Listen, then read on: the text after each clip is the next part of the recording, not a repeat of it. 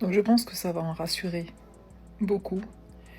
Je suis donc toujours célibataire et je suis toujours un cœur à prendre. Voilà, un cœur si doux, si rayonnant, avec des exigences, ce qui est tout à fait normal. Ne me dites pas, Angelina, si tu es célibataire, c'est que tu as trop d'exigences. Avoir des exigences, c'est également se connaître, se respecter. C'est important d'en avoir. On se lance pas dans une relation pour s'occuper, pour combler un vide. Non, non et non. Voilà, donc je tiens à vous rassurer, je suis toujours célibataire. Je n'ai pas de Valentin, j'ai personne. Voilà, est-ce que c'est un appel ? Je ne cherche pas. Pour moi, l'amour viendra à moi quand ça sera le moment. Mais voilà, il faut faire le premier pas. En même temps, je pense qu'il faut faire le premier pas. Moi, je suis old school, donc j'aime quand l'homme fait le premier pas. Je tiens à le préciser, qu'on ne vienne pas me dire égalité, blablabla. Bla, bla, bla. J'aime quand on fait le premier pas. J'aime un homme qui prend les devants, charismatique, et qui cherche à me séduire, tout simplement. Qui cherche à séduire un diamant comme je suis. Voilà, c'est tout. Donc tu sais ce qu'il te reste à faire. Des bisous. Le discours mélange passivité stratégique et exigence élevée. Je ne cherche pas plus, l'homme doit initier, créer une asymétrie où tout le coût d'activation repose sur toi. Interprétation marché, filtre haut sans effort équivalent, donc faible accessibilité, et conversion incertaine. Optimisation, évite les profils à forte exigence déclarative sans signal d'investissement réel. Teste rapidement la réciprocité. Réponse, disponibilité, proposition. Si elle attend d'être séduite sans contribution, limite l'investissement initial et pivote. Ne poursuit que si elle réduit le coût d'accès après le premier contact. Le levier n'est pas de prouver ta valeur, mais de vérifier si elle en reconnaît une part sans surcoût. Moi, je suis une teinte, je suis une tana, je suis une femme au body count énorme. Cependant, avec l'économie actuelle, j'ai dû revoir ma liste de fantasmes. Oui, aujourd'hui, sous Macron, ce qui me fait l'effet, c'est qu'on me propose de me payer mon loyer contre rien en retour. Ce qui me donne chaud, c'est de voir qu'un mec est en capacité de prendre autre chose que la sous-marque dans un supermarché. Il peut faire un plein en entier, il n'est pas obligé de remplir que la moitié de son réservoir. Il a prévu qu'on parte en vacances cette année. Il achète du chocolat.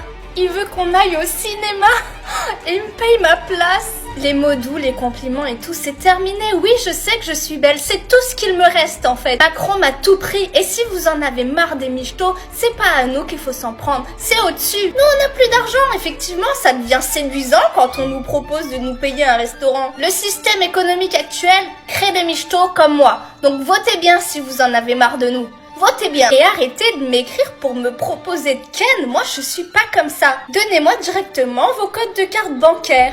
Le discours est explicite. Monétisation de l'attention masculine sous contrainte économique. Elle convertit son attractivité en ressources, repas, loisirs, sans contrepartie garantie. Sur le marché, ce type de profil maximise le rendement court terme et minimise l'engagement. Optimisation détecte rapidement l'intention transactionnelle, focus argent, absence de curiosité, escalade de coûts. Réduit l'exposition avec des premiers rendez-vous à coût faible et observe la réciprocité. Refuse tout cadre implicite, tu payes égale tu progresses. Si l'intérêt est réel, elle investira aussi temps, initiative, flexibilité. Sinon, coupe tôt. Le coût d'opportunité dépasse le bénéfice. Positionne-toi comme sélecteur, pas financeur. Bon, là, je tenais à pousser un coup de gueule parce que, en fait, il y en a marre. C'est ridicule.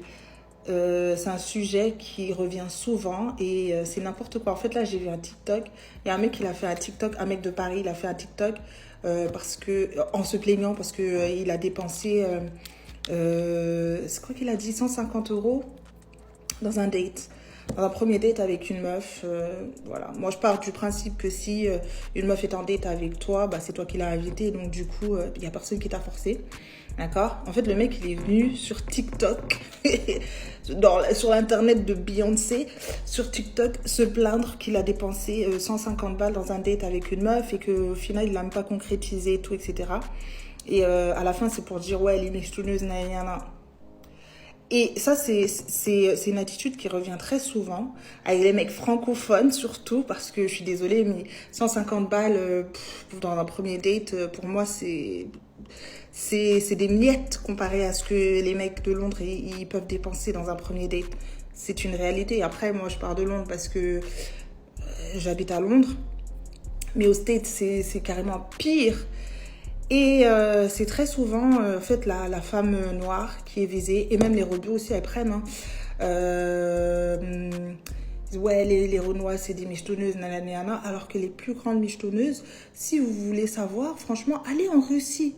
Allez en Russie, tester un peu comment vous devez claquer du bif, en fait, pour avoir des meufs, en fait, voilà. Après, je dis pas pour avoir des meufs, mais je veux dire, dans un premier date, en tant que mec galant, je sais pas quoi, hein, je parle de ça, hein, je parle pas de pour avoir des escortes ou quoi qu'être, parce que, voilà, c'est pas ça le sujet. Mais juste, si t'as pas l'étal, en fait, pour inviter une meuf, reste chez toi, c'est simple. Ou alors, tu t'annonces la couleur. Une meuf, si elle te kiffe réellement, elle va aller n'importe où avec toi. Hein. Elle va aller au McDo, elle va aller à Burger King, je sais pas quoi, tu vois. Et c'est souvent les mecs, en fait, qui ont rien à gratter. D'accord? Lui-même, il sait, il a dépensé 150 balles, là, ça se trouve, il se dit, putain, jusqu'à ma prochaine paye, là, je vais devoir me serrer la ceinture. Mais qui t'a envoyé? Qui t'a envoyé dans un date qu'elle allait te coûter 150 balles si tu savais que ton budget, c'était genre 30 balles? Il a dit, ouais, je suis allée la chercher, j'ai fait le plein, nanana. Mais cousin, il n'y a personne qui t'a forcé, en fait. Et les mecs capables, tu les vois jamais avoir ce genre de discours. Parce que 150 balles dans son compte en banque, ça va même pas scratcher la surface, en fait. Ça va rien lui faire. Et c'est souvent ceux qui sont en race-ra, là, les incapables, qui sont qui pètent le sol à chaque fois. Ouais, les meufs, elles veulent nous michetonner, nanana, alors que t'as rien à gratter, cousin. Il n'y a rien à gratter dans ta poche, là, dans ta sacoche, là, il n'y a rien à gratter, en fait. T'es là, tu traites des femmes de michetonneuses, tu viens carrément sur l'internet péter une crise parce que t'as dépensé X somme d'argent dans un date, sachant que personne t'a forcé, déjà d'une, et que, en fait, par derrière, t'assumes pas. Et en fait, t'as le seum parce que la meuf, elle t'a pas concrétisé avec elle derrière. Mais en fait, pour aller plus vite, va juste voir des escortes, cousin. Je suis sûre qu'il y a des escortes à ce prix-là. C'est mieux, tu vas voir des escortes. Mais quand tu prends une meuf lambda comme ça, oui, je t'invite et tout, nanana, tu fais le mec devant elle. Faut pas t'attendre à ce que tu aies quoi que ce soit, en fait. Et t'es là, tu pètes le seum, alors qu'en fait, va dans un autre pays, tu vas voir c'est quoi dépenser dans un premier date, en fait. C'est ridicule, faut arrêter, en fait. Voilà. Si vous avez rien à gratter, faut pas traiter les femmes, les enfants des gens de michetonneuses. La dépense initiale massive est un signal de faiblesse structurelle. Lorsqu'un homme surinvestit financièrement dès le premier contact, il communique implicitement que sa valeur intrinsèque est insuffisante pour capter l'intérêt sans compensation monétaire. Ce comportement attire mécaniquement des profils opportunistes et déséquilibre le rapport de force. Un homme performant offre son temps et sa présence comme actifs principaux, et non son portefeuille. Le ressentiment post-date est le symptôme d'une transaction ratée où l'homme a confondu courtoisie et achat de service. Pour optimiser ton ROI relationnel, maintiens un investissement proportionnel à l'intérêt validé. Ne sois jamais le moteur financier d'une relation qui n'a pas encore prouvé sa viabilité émotionnelle. Encore moi pour les rencontres amoureuses qui foirent. Alors, quand c'est pas les gars qui sont blasés de mon handicap, c'est les gars qui me parlent que de leur ex. Putain, j'en peux plus, franchement, je deviens dingue. Là, hier, j'ai rencontré un gars. Alors, j'aurais bien aimé qu'il me dise ça avant que j'aille au rendez-vous, en fait. Parce que tout était nickel. En plus, il avait un problème de santé, aussi il a un handicap et tout. Donc, moi, je me suis dit, bon, ben, au moins, il verra pas les choses comme les autres, tu vois. Bref, donc on passe une très bonne soirée de ça. Et d'un coup, il me parle de quoi? Eh ben, de ses ex. Mais le pire, c'est que c'est pas une ex, lui. C'est ses ex. Il me dit, oui, moi, j'ai gardé contact avec toutes mes ex, même les plans, hein. Et d'un côté, je me dis, non, mais c'est pas sérieux. Alors, au début, la mère de sa fille, évidemment, c'est normal qu'il garde contact. Mais vous voyez, il me dit, ouais, j'ai gardé contact avec mes ex, et puis si, entre guillemets, si t'es pas contente, c'est pareil. Il dit, moi, je les mets pas de côté, je m'entends bien avec tout le monde. Il dit, moi, j'aime tout le monde, je m'entends bien avec tout le monde et tout. Putain, en 2 secondes, je me suis dit, bon, bah, c'est mort, quoi. Putain, je comprends pas. Moi, j'étais dans 2 relations avec des ex, ça m'a saoulé. Là, j'avais rencontré un autre gars pareil, il me reparlait de son ex. Oui, je fais des soirées, il y a mon ex qui vient. Hop, basta, j'ai giclé. Là, je rencontre ce gars. Ah, ben moi, je garde toutes mes ex en contact. Il y en a que 2 avec lesquels je m'entendais pas. Genre, il en a eu 20, tu sais, puis il y en a plus que 18 avec qui il est ami. Oh, donc, il me dit, ah oui, je peux faire des soirées avec, tout ça. En fait, il fait des vidéos sur WhatsApp, genre. Il s'exhibe à moitié torse nu, il danse, et puis il montre ça sur les groupes où il y a les gonzesses, évidemment. Je pense que c'est le gars qui aime bien savoir s'il plaît, savoir si... Enfin bref, tout ce que j'aime pas, quoi, en gros. Donc, d'un côté, bon bah écoute, je me dis, bah tant pis, de toute façon c'est vrai que je me foutrais plus dans une relation dans laquelle les mecs courent après leurs ex, ou alors ont encore des contacts avec leurs ex. J'ai déjà trop galéré, là. Donc ouais, je suis un peu blasée, parce que je me dis, putain, mais les gars, faites le ménage dans vos vies, bordel. Ils veulent refaire leur vie. Après, ils s'étonnent qu'ils se trouvent pas des femmes sérieuses. Le pire, c'est que le mec, il se met sur Mythique, mais qui cherche relation sérieuse. Bah écoute, dis-moi si tu trouves vraiment une meuf qui accepte ces 15 ex là, parce que, à mon avis, le harem, je pense pas qu'elles acceptent. Hein. Bref, voilà. Donc honnêtement, je suis un peu dégoûtée. J'ai même plus envie de chercher rien du tout. Ça me saoule. J'en ai marre. J'ai l'impression que d'être prise pour une conne. Tu sais, le mec, il te le dit pas, quoi. Moi, tu me le dis avant que je te rencontre, et puis je viens pas au rendez-vous, en fait. Je comprends pas ça, moi, tu sais. Les mecs, genre, il vient. Puis après, le pire, c'est qu'il me dit, ouais, t'es trop jalouse, toi et moi, ça le fera pas, machin. Bah, évidemment, enfin, jalouse, je sais pas, il a pas dit ça, mais il m'a dit, oui, tu vas pas bien réagir, machin. Bah, évidemment, c'est pas ce que je veux. Donc, de toute façon, je vais pas réagir, parce que je veux pas me mettre avec toi. Puis à la fin, il me dit, oui, bah, si tu veux, on peut quand même garder contact. Putain. Donc il me fait exactement ce que mon ex avait fait quand il m'a largué, comme une merde, et qui m'a trompé évidemment et qu'il est reparti avec son ex. Il m'a dit la même chose, ouais, si tu veux, je t'aiderai, ma porte, elle te sera toujours ouverte. Moi, j'adore ça, putain. Il m'a dit, t'es une très belle personne, tout le blabla des mecs qui vont ailleurs, quoi. Voilà, exactement ça. J'ai eu exactement le même discours. Et puis en plus, hier soir, quand j'étais au rendez-vous, il me blablatait. Oui, mais faut pas mettre tout le monde dans le même panier. Moi, j'ai jamais trompé personne. Ah bah, j'ai dit, oui, bah, tu me sors exactement le même discours que ce que j'avais avant. En fait, ça, c'est comme si c'était des histoires qui se répètent. J'ai l'impression que le disque, il est rayé, quoi. À un moment donné, j'aimerais bien tomber sur un disque qui se raye pas. Et puis qui revient pas dans le passé. Parce que franchement, ça devient fatigant. Là, je suis rentrée hier soir, je me suis dit... En plus, le pire, c'est qu'il m'écrit hier soir tout sympa, avec les petits cœurs. Ce matin, il me réécrit à la première heure. Puis cet après-midi, il me sort... Donc je vous dis, les gars, ils sont chelous. Ou alors, ça se trouve, ils cherchaient sur Vinted une autre meuf. Enfin, j'en sais rien, en fait. Mais je me dis... Je comprends plus. Je comprends pas, les gars. Et puis, ce que j'adore, c'est quand ils disent... Ouais, t'es une très belle femme, ouais. Oui, je sais que tu vas trouver... quelqu'un, c'est le mec, il essaye de te rassurer, mais t'inquiète pas, j'ai pas besoin de lui pour trouver quelqu'un, évidemment. Mais je me dis quand même, purée, ça devient compliqué, relou. Je crois que maintenant, je vais aussi, parce qu'en fait, sur les applications, j'avais marqué que j'étais handicapée, donc les mecs qui me contactent, ils le savent. Et maintenant, je vais carrément leur dire, écoutez, si vous parlez de votre ex ou si vous avez votre ex dans votre vie, eh ben là, chez moi, ne me parlez même pas. Parce que non... c'est trop relou. Franchement, ça prend la tête. Je comprends pas, moi, putain, si je rencontre un mec, mais j'ai aucun ex dans ma vie, j'ai aucun ex dans mon répertoire téléphonique, j'ai aucun ex qui m'écrit, qui me contacte, je contacte aucun ex. Enfin, moi, je fais le ménage, vous voyez. Là, j'avais une relation qui était pas trop sérieuse, mais on se voyait quand même depuis un moment. Et ben, maintenant que je veux être dans du sérieux, et ben, je lui ai dit à ce gars, je dis, écoute, j'arrête, maintenant, je veux trouver du sérieux. Et ben, le gars, il me dit, ok, pas de souci, machin, point. Mais j'arrête. Parce que sinon, je le garde dans la poche, par exemple, puis je trouve un gars, puis je fricote avec tout le monde. Ça, je comprends pas. Parce que vous allez pas me faire croire qu'un homme, il peut rester ami avec une ex, hein, c'est pas vrai. Il y a forcément, il l'a vu autrement qu'une femme normale, tu vois. Et donc, enfin, vous voyez, pardon. Ouais, il me dit, ouais, parce que forcément, une femme, une ex, t'as forcément eu des choses, t'as fait des choses avec, tu vois. Alors, tu la regardes forcément pas de la même manière. Alors, tu sais, genre, toi, t'es la meuf, tu vas en soirée, t'arrives, il y a tous les plans de ton ex, il y a tous les plans de ton mec, là, toutes ces ex qui sont là, puis toi, t'es là, c'est comme une truffe. Et puis, les filles, elles doivent se dire, ah bah, tiens, encore une. Donc, voilà. Puis le mec, tu sais, une fois qu'il te largue, il va te garder en contact. Déjà, je comprends pas, les filles. Expliquez-moi, les filles, s'il vous plaît, comment vous faites, pourquoi vous restez en contact avec vos ex? C'est quoi le problème, honnêtement? Dites-moi. Vous restez en contact pourquoi? Parce que vous espérez encore quelque chose? Vous attendez quelque chose de lui? Parce que moi, je pense que si on reste en contact avec un ex, c'est forcément qu'on attend quelque chose. Parce que honnêtement, on peut pas rester amis avec un ex, c'est pas possible. C'est pas possible. Moi, je peux pas. Je comprends pas, en fait. Comment tu peux... Déjà, parce que pareil, il me disait oui, mais on s'entendait super bien, c'est pour ça qu'on est restés amis. C'est comme l'autre ex aussi qui m'avait présenté son ex qui pouvait pas me voir. Ah ben on s'entend super bien, elle est impatiente de te voir. La meuf, elle en a eu rien à foutre. Mais s'ils s'entendent si bien que ça, pourquoi ils sont pas restés en couple? C'est ça que je me demande. Je me dis, tous les mecs qui te vendent, qui sont copains avec leur ex, ils te disent tout le temps, ah oui, mais on s'entendait super bien et tout. Mais par contre, ben, on s'est séparés. Ben alors pourquoi tu t'es séparé?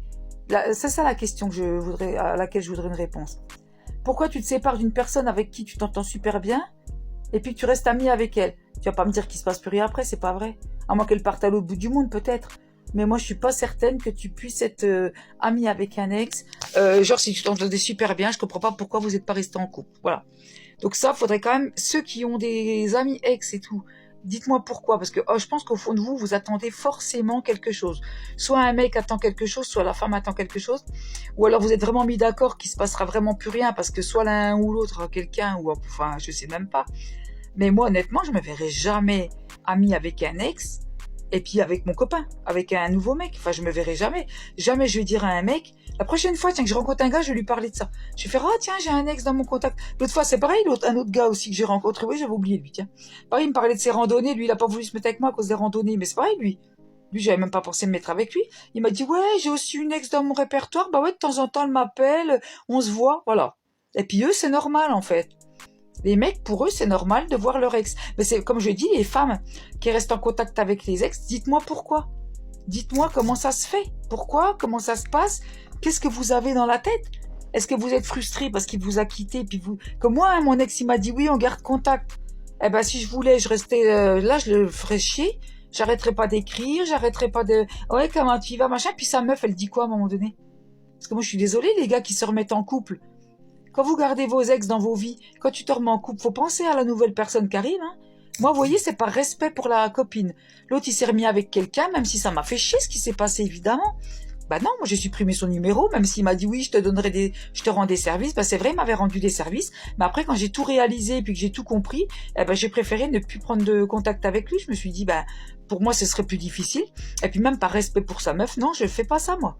Donc je me dis aujourd'hui, comment tu restes en contact avec un ex si t'attends rien, tu vois? Moi, si j'attendais quelque chose, ouais, je serais restée en contact avec. Je me serais dit peut-être que avec le temps, il va changer, ou peut-être que je vais tout faire pour que sa meuf elle le largue. Enfin, j'aurais espéré quelque chose, quoi. Alors que non. Moi, j'ai supprimé le numéro. Là, j'ai supprimé les numéros de tous mes ex, même celui que j'aimais à mort, là, que j'avais quitté. Ça y est, basta. Moi, j'ai tout mis de côté. Maintenant, je m'engage dans un truc sérieux. Et puis, les gars de TikTok, s'il vous plaît, m'écrivez pas sur cette vidéo en me disant que vous cherchez l'amour, que vous êtes là pour moi et que vous avez 55 ans ou je sais pas quel âge. Parce que je vous répondrai pas et je cherche pas l'amour encore une fois sur TikTok, hein. Je tiens à le répéter parce que vous me faites ça tout le temps. J'ai 50 000 messages par jour. Là, j'en peux plus. C'est fatigant. Mais voilà, bref, donc les filles et les hommes, dites-moi pourquoi vous gardez les contacts avec vos ex s'il n'y a pas une ambiguïté, une entourloupe derrière, parce que moi je comprends pas qu'on puisse garder quelqu'un franchement en contact, pour moi c'est impossible. Tous les gars qui me sortent ça, de toute façon pour moi c'est pas normal. L'autre qui te sort, oui je m'entends très bien avec elle, on s'entendait très bien, mais on s'est séparés, bah non. C'est pas logique du tout. Quand tu t'entends pas avec quelqu'un, moi avec mon ex-mari, on s'entendait plus, on a divorcé, point. On avait des enfants, hein. On a divorcé, voilà, point. C'est la seule réponse, mais on se parle plus, on est plus en contact que pour les enfants, quoi. Mais on fricote pas, on fait pas de soirée ensemble, on fait plus rien. Voilà, c'est comme ça maintenant. La gestion du passé relationnel fonctionne comme un indicateur de fiabilité sur le marché. Conserver un réseau d'ex-partenaires actifs est perçu par une femme à haute valeur comme une stratégie de backup ou d'instabilité émotionnelle, augmentant instantanément tes coûts d'acquisition relationnelle. Si ton objectif est une relation stable, l'optimisation de ton profil passe par une purge radicale de ton répertoire afin d'éliminer toute ambiguïté qui pourrait servir de levier de rejet immédiat. A l'inverse, si tu privilégies l'optionnalité, assume en le coup, tu filtreras mécaniquement les profils les plus investis. La transparence totale lors du premier contact est un gain d'efficacité pragmatique. Le mensonge par omission ne fait que retarder un crash inévitable de ton retour sur investissement émotionnel.